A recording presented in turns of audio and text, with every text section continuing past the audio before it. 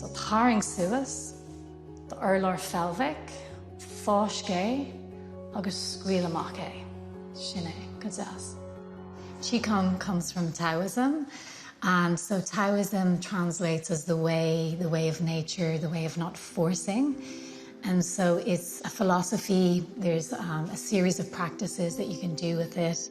And it also really becomes a way of living. So Theseus, or the love or the Cree, agus Mahi an Kangalt, is it the Cree agus the Vrin, agus Tor Mion Goira do the Vrin,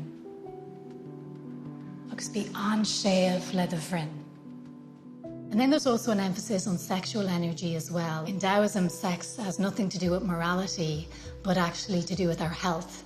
And learning to work with sexual energy is a longevity practice, so giving you kind of a long and healthy life.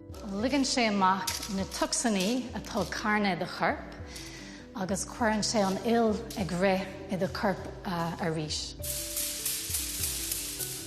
And what's really interesting is that Taoism has a very positive approach to menopause and also post-menopause, and they call it the second spring.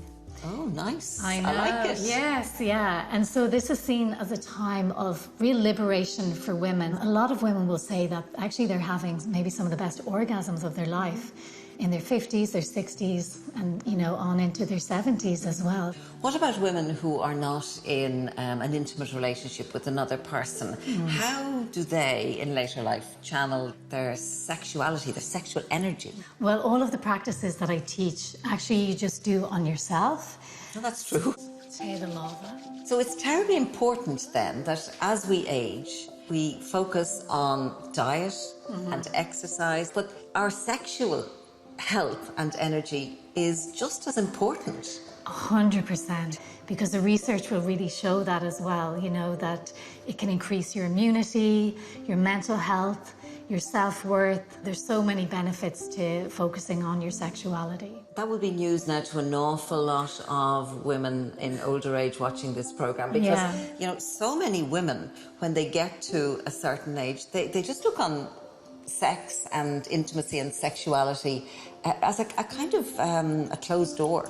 Yeah, and I do think there's not many reference points out there in society. Like, we don't see older women around, you know, themes of sexuality in the media, on TV, movies. And even also, are your medical providers, are they talking to you about your sexuality? So it's not just internally that those doors are closing, but I think on a societal level, a lot of those doors are closed. And it's part of what we are.